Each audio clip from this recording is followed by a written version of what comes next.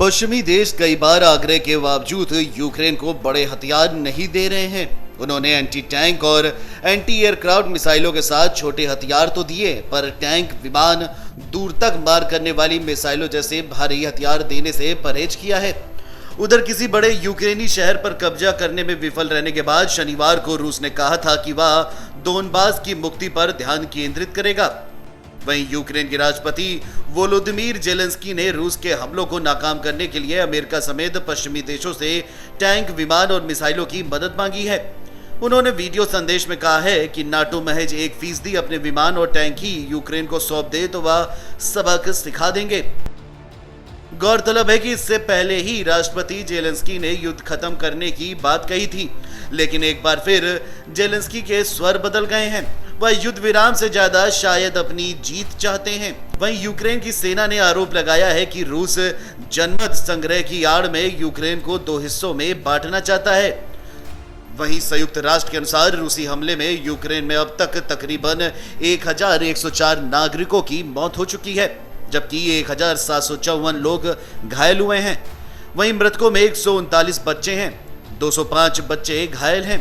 दोनों देश युद्धग्रस्त क्षेत्रों से लोगों को निकालने के लिए 2 मानवीय गलियारे बनाने पर भी राजी हुए हैं। वहीं इसके अलावा यूक्रेन के राष्ट्रपति वोलोदिमीर जेलेंस्की की पत्नी ओलेना जेलेस्का ने अपने देश पर हमले करने वाले रूस की माओं के नाम एक भावुक पत्र लिखकर कहा है कि किसी भी मां के जीवन में उसके लिए सबसे ज्यादा कीमती चीज उनके बच्चे हैं, मगर ये खतरनाक जंग इन बच्चों के लिए मौत बनकर आई है।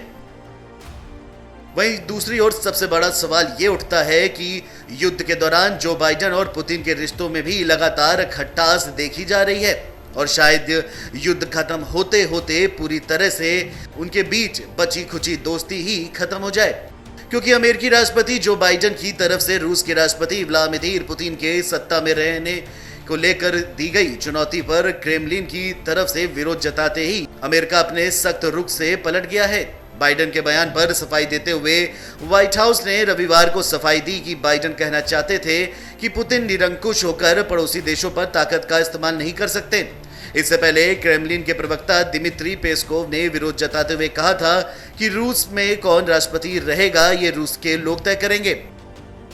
बाइडेन ने पोलैंड में शनिवार को कहा था कि पुतिन कसाई हैं, उन्हें सत्ता में रहने का अधिकार नहीं है। व्हाइट हाउस के बाद अमेरिकी विदेश मंत्री एंटनी ब्लिंकेन ने भी ये कहा, अमेरिका पहले ही साफ कह चुका है कि रूस में तख्ता पलट या रूस के आंतरिक मामलों में दखल देने का उसका कोई इरादा नहीं है। जाहिर है कि ये रूस के लोगों को ही तय करना है। वहीं यूक्रेन संकट पर भारत के रुख से परेशान अमेरिका ने कहा है कि उसे उम्मीद है कि वह नई दिल्ली को अपने साथ लाने में सफल हो जाएगा। व्हाइट हाउस सुरक्षा सलाहकार समिति में हिंद प्रशांत के निदेशक मीरा रैप हूपर ने कहा है कि वह भारत को साथ लेने की कोशिश कर रहे हैं। जल्दी वह भी रूस के खिलाफ रुख अपनाने की जरूरत समझेगा। भारत अब तक यूक्रेन पर संयुक्त राष्ट्र सुरक्षा परिषद और महासभा में आए सभी प्रस्तावों पर मतदान से गैरहाजिर रहा है। Video desk amarujala.com। अगर आप ये वीडियो YouTube पर देख रहे हैं तो हमारे चैनल को सब्सक्राइब करें और बेल आइकन को दबाना ना भूलें। अगर आप Facebook पर ये वीडियो देख रहे हैं तो हमारे पेज को लाइक करें।